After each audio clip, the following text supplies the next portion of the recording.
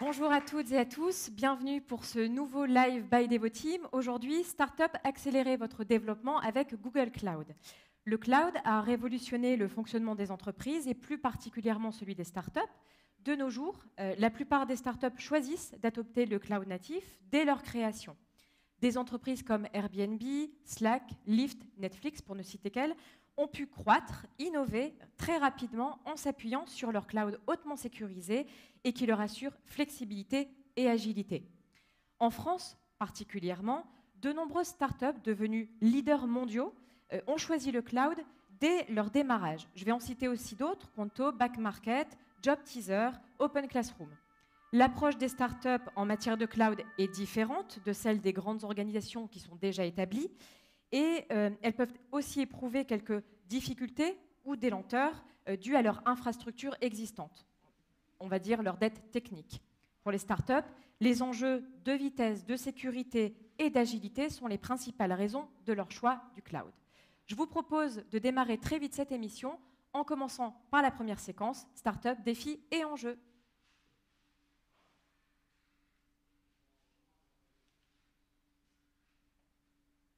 Le jingle.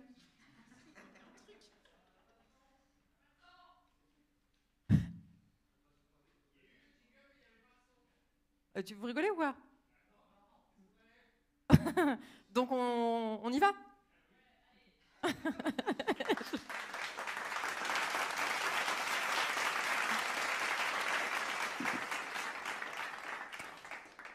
Alors pour cette séquence, j'ai le plaisir d'accueillir sur le plateau 3 personnes. Florent Julien, directeur produit chez Hivebright. Bonjour Florent. Bonjour. Anne-Laure Giré, business manager chez Google Cloud. Bonjour. Anne-Laure. Et Nicolas Sarrazy, directeur Google Cloud Platform chez DGC, Devoteam G-Cloud. Bonjour Nicolas. Sylvie. Alors Florent, je vais commencer avec vous. Est-ce que vous pourriez nous dire quelques mots sur Hivebright, sur sa création, la solution? Alors Hivebright, ça a été créé en 2012 par Jean Hamon, qui est un ancien de l'INSEAD. Et à l'époque, il a voulu... il allait voir l'association des anciens élèves de l'INSEAD et il leur a demandé comment je peux contacter les anciens, chercher quels sont les jobs, quelles sont les startups qui lèvent de l'argent et qui recrutent. Et on lui a répondu, c'est sur LinkedIn. Donc il a imaginé en fait une solution pour ces associations d'anciens élèves qui leur permet de gérer leur communauté, où chaque alumni va pouvoir se connecter, networker, trouver son job, faire de la promotion pour son entreprise, payer sa cotisation, donner de l'argent à la fondation des écoles. Donc on a commencé avec les écoles et ensuite on a élargi à tout type de communauté. Donc Hivebright, c'est vraiment un outil qui permet de gérer ces communautés en ligne. C'est un CMS qui permet donc de créer ce site et à toutes les personnes de la communauté de se connecter et d'interagir en ligne. Très bien. Alors on va commencer cette séquence. Quels étaient vos challenges techniques qui étaient liés à votre croissance, parce que Hivebright accroît de manière très rapide et qui vous ont poussé du coup à migrer vers Google Cloud? Donc oui, on est une start-up. Il y a un autre stade aussi, c'est la scale-up. Et donc du coup, dans le mot, c'est vraiment la scalabilité. Donc on a notre outil qui est présent dans 4 régions différentes. Donc on a en Union européenne, en Suisse, aux États-Unis et maintenant en Australie. Donc on avait besoin d'un produit qui soit facilement réplicable, une architecture qui soit facilement réplicable. Donc on a utilisé la technologie GKE pour ça, qu'on a mis en place l'année dernière. Et la scalabilité, puisqu'on a des communautés qui ont plusieurs centaines de milliers, voire presque des millions d'utilisateurs. Donc on a besoin en fait que notre outil puisse suivre notre croissance et la taille de nos communautés. Donc que ce soit l'autoscaling, la réplication, c'est des choses qu'on a recherchées en impliquant cette technologie-là. D'accord. Peut-être un mot, Anne-Laure, étant donné vos fonctions chez Google Cloud, quelle solution apporte Google Cloud pour faire face justement aux challenges que rencontrent les startups aujourd'hui? Déjà, je veux commencer en disant que les startups, les scale-up, c'est un écosystème qui nous tient particulièrement à cœur chez Google Cloud et qui est clé dans notre stratégie business pour 3 raisons principales. La première, c'est que le cloud public, c'est un facteur clé de succès des startups. C'est le cloud public qui démocratise l'accès à des marchés que les startups viennent disrupter. La deuxième raison, c'est que la culture de Google résonne particulièrement bien avec les startups. Cette culture, c'est celle d'innover en permanence, de remettre en question le statu quo. Et c'est en particulier pour cette ADN culturel commun qu'on a accompagné des startups telles que Spotify, Wix ou Revolut dans leur développement mondial. Et la troisième raison, c'est qu'en France particulièrement, tu l'évoquais, les startups, c'est un écosystème qui est vraiment clé pour la création de valeur. On le voit par exemple avec les levées de fonds récentes qu'il y a eu. Les méga levées de fonds en mai 2021, c'était 1,5 milliard d'euros, 3 fois plus qu'à l'année dernière quand même. Donc les levées de fonds, ce n'est pas le seul critère de succès d'une start-up, mais c'est un indicateur de la bonne dynamique de l'écosystème de start-up en France. Donc on est ravis de les accompagner. Merci Florent pour votre confiance chez Hivebright. Et on accompagne des startups de différents secteurs, Yubo, Blablacar, Miracle, que ce soit pour des enjeux de hosting de l'infrastructure, de machine learning ou d'accompagnement dans l'internationalisation. Donc si on en vient aux enjeux, moi, il y a 3 principaux enjeux que rencontrent les startups qui reviennent souvent dans mes discussions. C'est la nécessité d'innover très rapidement, la scalabilité et le partage d'expertise. Donc le premier, sur la capacité à innover, Google Cloud, on permet d'y répondre en fournissant en fait les mêmes solutions qui rendent YouTube, Gmail ou le search possible. On fournit un certain nombre de services managés qui permettent de beaucoup gagner du temps sur les tâches à basse valeur ajoutée. Par exemple, on a sorti récemment un nouveau mode d'opération de Google Kubernetes Engine qui s'appelle Autopilot, qui prend en charge encore plus de tâches que le mode standard. Donc vraiment, le but, c'est de vous permettre de vous focaliser sur votre cœur de métier et sans sacrifier la fonctionnalité. Et puis l'innovation, ça passe aussi par la collaboration. Et Google Cloud, ça inclut aussi notre suite Workspace, qui est très plébiscitée par les startups et qui vraiment permet de booster la productivité, la créativité des collaborateurs. Donc ça, c'est l'innovation. La scalabilité que tu mentionnais, Florent. Voilà, Hivebright est en fort développement international et on sait que tout le travail que vous avez fait avec Devoteam pour la migration vers GKE, c'est ce qui va vous permettre d'accompagner votre croissance. Puis le dernier point, qui est le partage d'expertise, on le fait de plusieurs façons différentes. Déjà, nous-mêmes, Google, en vous mettant en contact startup avec des experts sur des thématiques bien précises, le SRI, le MLOps, voilà, on vous met en contact avec les experts Google. C'est aussi via notre écosystème de partenaires. Devoteam a apporté beaucoup de valeur à Hivebright en vous fournissant l'expertise pour accélérer votre projet de migration. Et puis, dans la durée, on vous accompagne en tripartite pour répondre à vos enjeux. Et puis, ça passe aussi par l'animation de l'écosystème de start-up en France. On organise des événements pour que vous puissiez échanger avec vos pairs et puis vous donner de la visibilité pour vous aider à recruter. Voilà, donc ça, c'est les 3 enjeux principaux, innovation, scalabilité et partage d'expertise. Et Nicolas, on parle des enjeux. Nicolas, peut-être les questions aussi que se posent aujourd'hui les startups, étant donné votre rôle au sein de Devoteam. Oui, tout à fait. Tout d'abord, les startups, c'est un segment de marché qui est également très très important chez Devoteam G-Cloud. Pour donner quelques chiffres, au cours des 12 derniers mois, on a accompagné plus d'une trentaine de startups dans leur développement autour des technologies Google Cloud.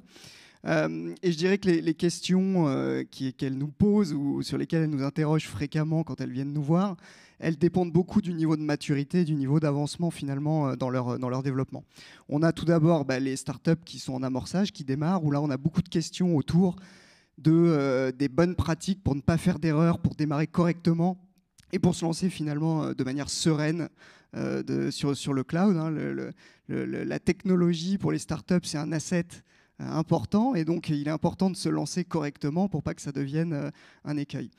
Le deuxième stade, où effectivement là on parle plus de scale-up comme on le disait à présent, sur une phase d'expansion, ce que les startups ou les scale-up vont nous demander, c'est accompagnez-nous dans l'industrialisation de nos process, dans la robustification de nos outils pour être sûr que notre croissance va pouvoir se dérouler correctement. Et puis enfin, il y a le troisième stade sur une partie plus d'expansion où là, on accompagne vraiment des grands noms, des grandes startups qui ont levé des montants très importants. Et là, on va plus se focaliser sur des problématiques de performance et d'optimisation des coûts, puisque la question d'optimisation des coûts est un sujet qui finit par arriver pour ces startups. Merci Nicolas. Pour en revenir à vous, Florent, en tant que start-up, quels étaient vos défis, les défis stratégiques d'Hivebright ? Donc ouais, on a mentionné la scalabilité, la reliabilité, donc le fait que le produit tourne en permanence. Donc à notre échelle, on fait aussi un peu de monitoring et de performance. Mais on viendra sûrement à un stade plus important bientôt. une fois qu'on a migré donc, sur GKE, on a eu une phase justement d'accompagnement sur l'optimisation des coûts. Donc le but quand on lève beaucoup d'argent, c'est pas de le dépenser n'importe comment. Donc cet argent, même si on en a un peu plus, on peut faire comment dire, ne pas optimiser et avoir quelques pertes à droite à gauche, mais quelques mois après, il faut quand même réajuster la barre. Donc ça nous laisse un peu plus de marge de manœuvre.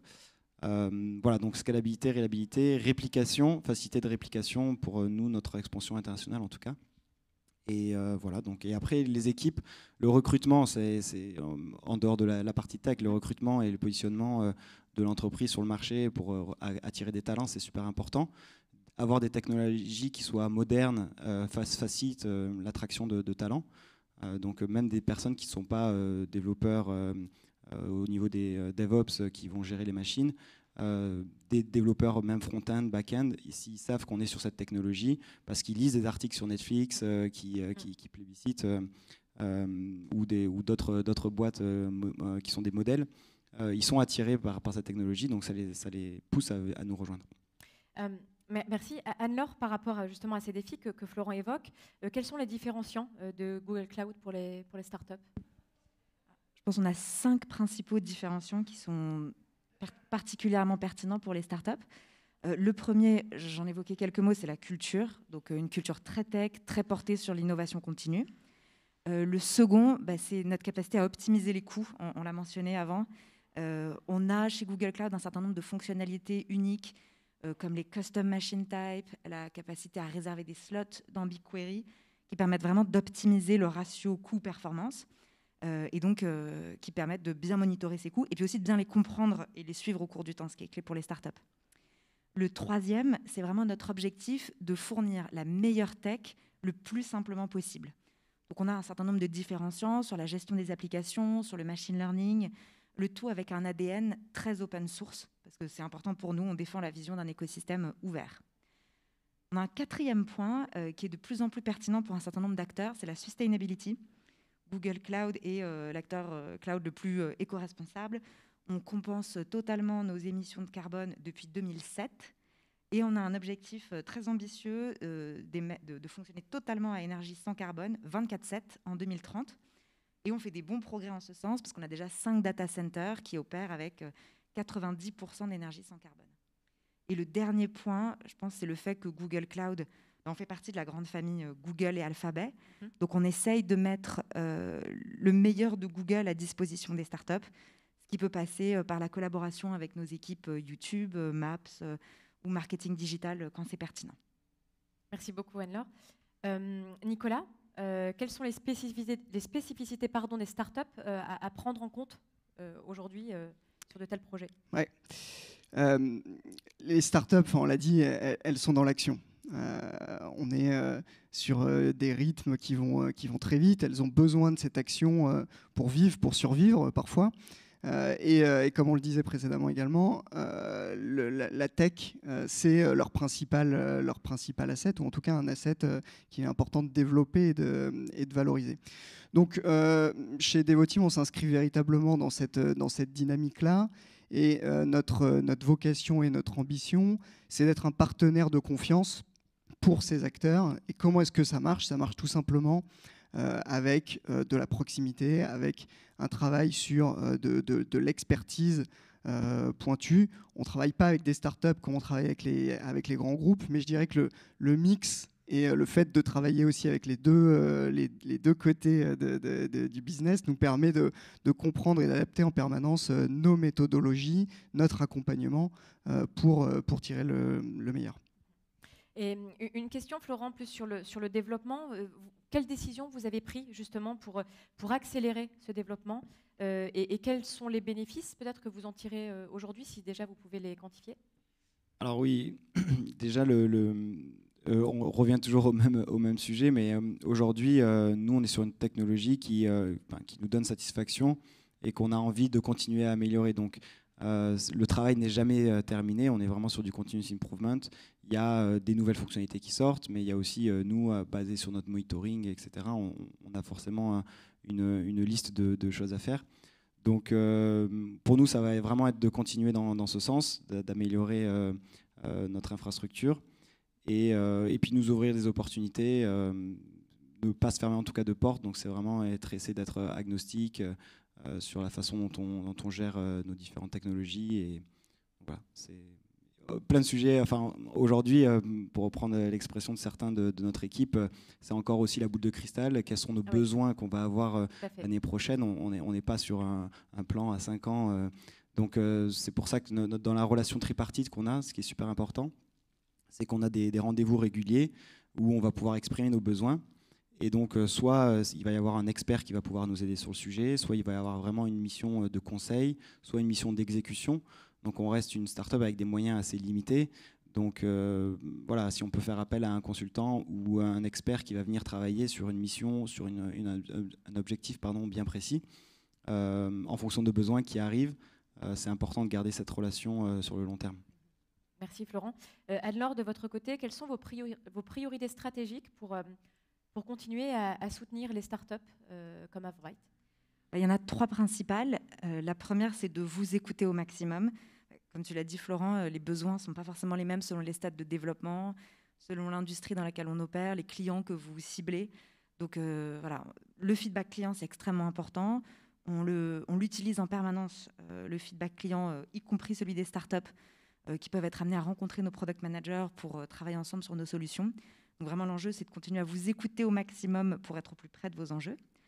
La deuxième priorité, côté produit, c'est nos équipes restent très focalisées sur ce qui peut vous faire gagner du temps, voire obsédées par tout ce qui peut vous faire gagner du temps. Que ce soit dans la gestion des applications, l'intégration du ML dans votre prod. Vraiment, le but, c'est de vous permettre d'accélérer la delivery de votre product roadmap pour vous différencier. Et puis le troisième aspect, on va continuer d'accélérer sur l'aide au business développement. Sur le B2C, ça peut être du co-marketing, des introductions avec nos équipes de marketing digital. Et le B2B, ça peut être des introductions à des clients, voire des logiques de co-sell. Et pour chacune de ces 3 priorités, on est hyper content de travailler avec Devoteam. Je suis convaincue que, voilà, en unissant nos forces, on peut permettre d'apporter le meilleur de Google aux startups. Et j'ai hâte de suivre à vos côtés les prochaines étapes de développement de Hivebright. Alors, bel enchaînement. Du coup, Nicolas, comment on accompagne durablement les startups? Ouais, donc chez Devoteam G-Cloud, on a mis en place un certain nombre de programmes dédiés aux startups qui visent, on va dire, deux aspects en particulier. Tout d'abord, un aspect technique, où on a des pools d'experts qui accompagnent nos clients startups sur des sujets d'infrastructure, sur des sujets de data, sur des sujets de développement applicatif autour de l'intelligence artificielle.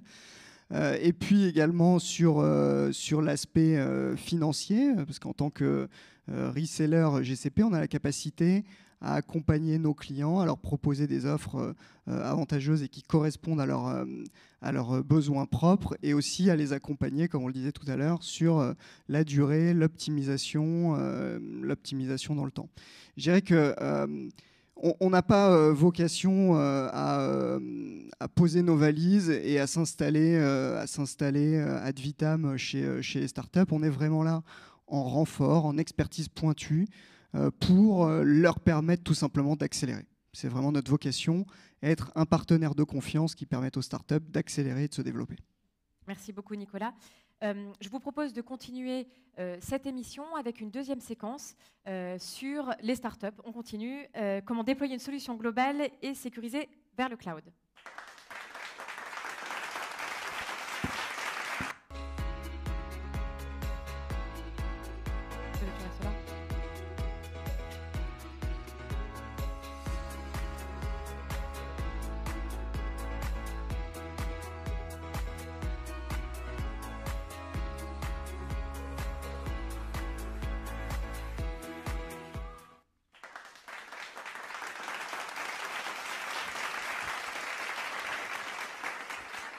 Alors pour cette séquence, j'ai le plaisir d'accueillir sur le plateau Damien Goldenberg.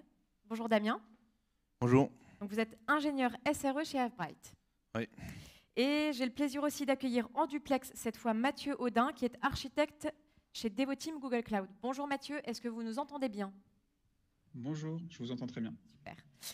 Je vais commencer avec vous, Damien, si vous le voulez bien. On va parler de la migration. Comment s'est-elle déroulée? La migration, on a été en contact avec Google dans un premier temps où on avait différents clusters, on avait une infrastructure sur différents cloud providers comme de l'Azure, du Linode, etc. Et après, on a commencé à vraiment indiquer notre envie d'aller chez Google Cloud et particulièrement sur GKE. Donc on a été mis en contact, on était d'abord en contact avec GCP qui nous a présenté différents Google partners avec qui on avait pu discuter, échanger. Et suite aux différents échanges, on a décidé de travailler avec Devoteam G-Cloud, avec qui on se sentait plus serein pour avancer sur ce projet. Et du coup, on a commencé avec différentes missions pour cadrer le projet, savoir où on va aller, exactement savoir ce qu'on va faire et qu'est-ce qui va être livré et par qui. Du coup, il y a eu tout un accompagnement qui s'est déroulé sur 6 mois pour la première phase du projet où on a livré notre fin de migration. Merci Damien. Alors du coup, par rapport à son intervention, Mathieu, est-ce que vous avez dû faire face à des challenges lors de cette migration, à certaines problématiques ou certaines difficultés ? Oui, il y a eu plusieurs challenges qu'on a rencontrés ensemble avec iBright. La première, c'était effectivement, ils étaient sur différentes plateformes, comme l'a mentionné Damien. Et l'objectif, c'était de cadrer aussi, de mettre en place une architecture qui correspond aux besoins du business iBright, sachant qu'ils ont des clients, que ce soit en Europe, aux États-Unis ou en Asie. Donc le but, c'était de mettre en place une architecture qui reste facile à opérer et qui supporte leurs besoins business. Donc on a mis en place une architecture autour de Kubernetes. Donc le challenge principal, ce fut celui-là.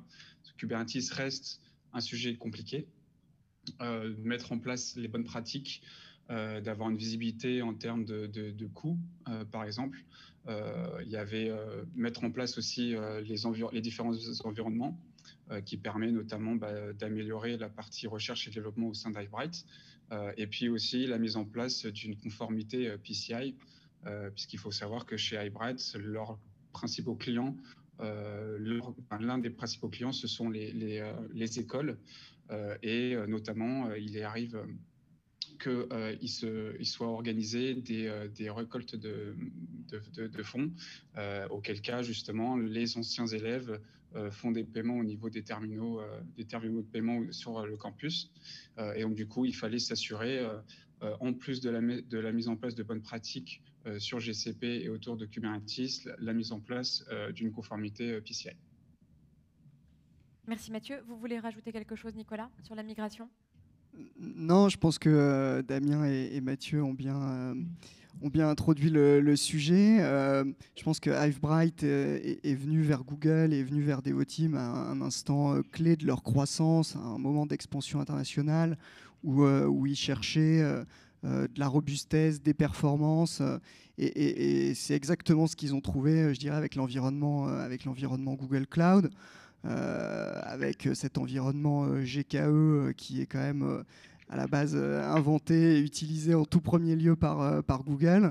Et on a su, je pense, les accompagner sur les premières étapes et ensuite dans la durée pour exécuter cette migration dans les temps. Alors Damien, quels éléments ont contribué au succès de cette migration ? Pour commencer cette migration avec Devoteam G-Cloud, il y a eu la création d'un HLD, donc un High Level Design, qui est le document qui nous permettait de savoir où on en était dans notre migration et où on voulait aller.